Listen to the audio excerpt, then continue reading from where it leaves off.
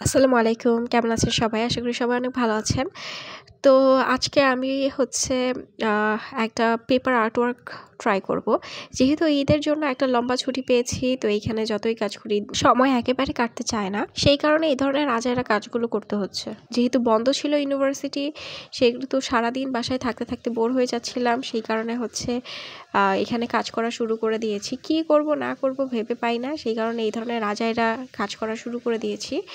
তো চিন্তা করলাম যে অনেক কিছু ট্রাই করতেছি, এখন একটু পেপার আর্টওয়ার্ক ট্রাই করি। এটা আমি কখনো ট্রাই করি নাই, দেখি কেমন লাগে। তো আমার একটা সাবমিশনের কাজের জন্য আমি পেপারগুলো ছিঁড়ে রেখে দিয়েছিলাম। আমার পেপারগুলো আসলে কাজে লাগে নাই, সে কারণে ভাবলাম যে পেপার আর্টওয়ার্কটাই ট্রাই করে ফেলি।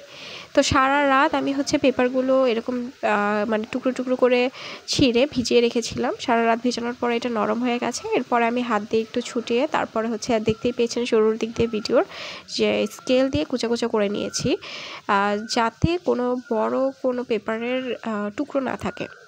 এরপরে এটার সাথে আমি হচ্ছে অ্যাক্রিলিক ডিস্টেম্পার, এরপরে হচ্ছে ফেভিকল গ্লু অ্যাড করেছি এবং এইরকম একটা মাখা মাখা টেক্সচার আসার পরে আমি হচ্ছে এইখানে কাজ করা শুরু করে দিয়েছি। আর আপনারা যে কোনো বোর্ড, যে কোনো শক্ত কোনো হার্ড জায়গায় আপনারা কাজ করতে পারবেন, কিন্তু নরম কোনো পেপারে আপনারা কাজ করতে পারবেন না। মানে এক কথায় শক্ত যে কোনো পেপার বা বোর্ডে আপনাদের কাজ করতে হবে, যেহেতু এটা প্রথম অবস্থায় ভেজা থাকে। আমি এখানে যে প্যাকেজিং করার জন্য যে শক্ত কাগজের কার্টুনগুলো থাকে, সেখান থেকে অল্প একটু কেটে নিয়ে সৌন্দর্যের জন্য আমি উপরে একটা কালার পেপার অ্যাড করে দিয়েছি, যাতে একটু দেখতে সুন্দর লাগে। তার উপরে হচ্ছে আর্টটা করছি।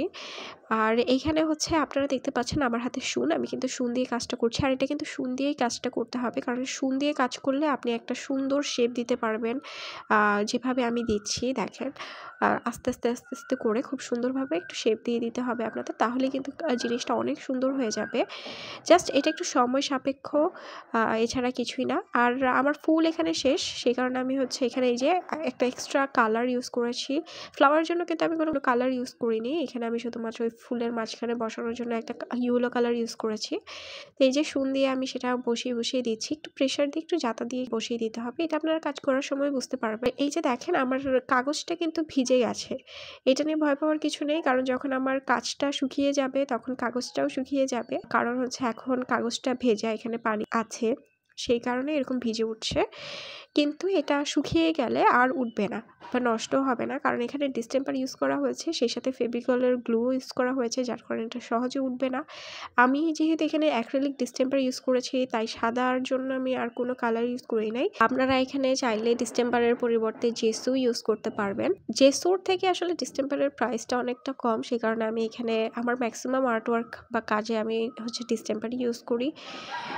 কিন্তু ভালো ফিনিশিং হ্যাঁ অবশ্যই জেসুই দেয়। ভালো লাগলে অবশ্যই লাইক, কমেন্ট অ্যান্ড শেয়ার করে দেবেন। আর এতক্ষণ ধৈর্য সহকারে ভিডিওটি দেখার জন্য অনেক ধন্যবাদ। আল্লাহ হাফেজ।